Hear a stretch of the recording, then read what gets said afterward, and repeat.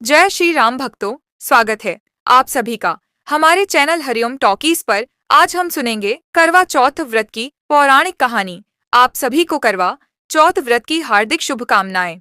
पंचांग के अनुसार हर वर्ष कार्तिक माह के कृष्ण पक्ष की चतुर्थी तिथि को करवा चौथ का पर्व मनाया जाता है। इस शुभ अवसर पर सुहागिन महिलाएं 16 श्रृंगार कर पूजा अर्चना करती हैं और निर्जला व्रत रखती हैं।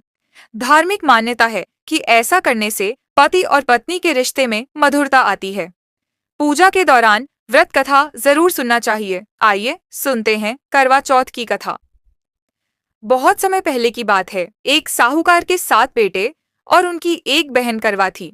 सभी सातों भाई अपनी बहन से बहुत प्यार करते थे, यहाँ तक कि वे पहले उसे खाना खिलाते और बाद में स्वयं खाते थे। एक बार उनकी बहन ससुराल से मायके आई हुई थी। शाम को भाई जब अपना व्यापार व्यवसाय बंद कर घर आए तो देखा उनकी बहन बहुत व्याकुल थी।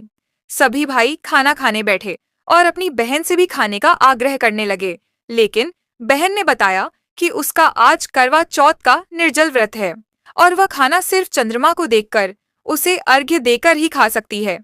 चूंकि चंद्रमा अभी तक नहीं निकला है, इसलिए वह भूख प्यास से व्याकुल हो उठी है। सबसे छोटे भाई को अपनी बहन की हालत देखी नहीं जाती और वह दूर पीपल के पेड़ पर एक दीपक जलाकर चलने की ओट में रख देता है।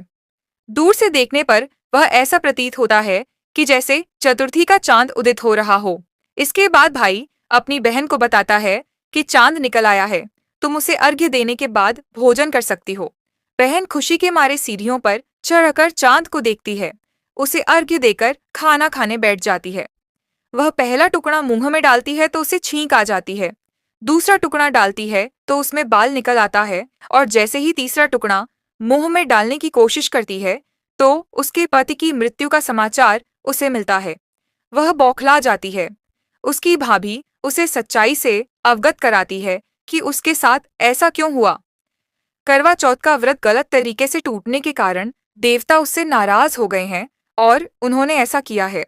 सच्चाई जानने के बाद करवा निश्चय करती है कि वह अपने पति का अंतिम संस्कार नहीं होने देगी और अपने सतीत्व से उन्हें पुनर्जीवन दिलाकर रहेगी।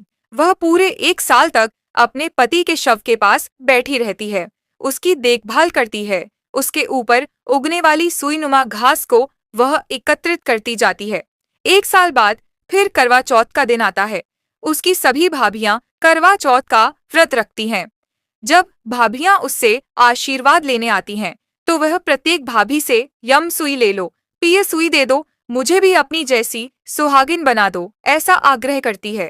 लेकिन हर बार भाभी उसे अगली भाभी से आग्रह करने का कह चली जाती है। इस प्रकार जब 6ठे नंबर की भाभी आती है तो करवा उससे भी यही बात दोहराती है।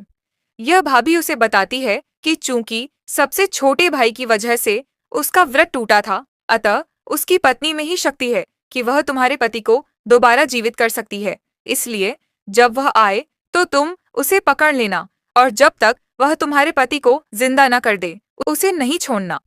ऐसा कहकर वह चली जाती है। सबसे अंत में छोटी भाभी आती है। करवा उनसे भी सुहागिन बनने का आग्रह करती है, लेकिन वह टाल मटोली करने लगती है। इसे देख करवा उन्हें जोर से पकड़ लेती है और अपने सुहाग को जिंदा करने के लिए कहती है। भाभी उससे छुड़ाने के लिए नोचती है, खसोटती है, लेकिन करवा नहीं छोड़ती है। अंत में उसकी तपस्या को देख भाभी पसीज जाती है और अपनी छोटी अंगुली को चीरकर उसमें से अमृत उसके पति के मुंह में डाल देती है।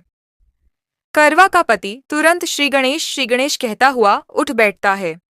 इस प्रकार प्रभु कृपा से उसकी छोटी भाभी के माध्यम से करवा को अपना सुहाग वापस मिल जाता है। हे श्री गणेश, माँ गौरी जिस प्रकार करवा को चिर सुहागन का वरदान आपसे मिला है, वैसा ही सब सुहागिनों को मिले। आप सभी को कहानी अच्छी लगी हो तो वीडियो को लाइक शेयर करें और हमारे चैनल को सब्सक्राइब करना ना भूलें। जय श्री राम।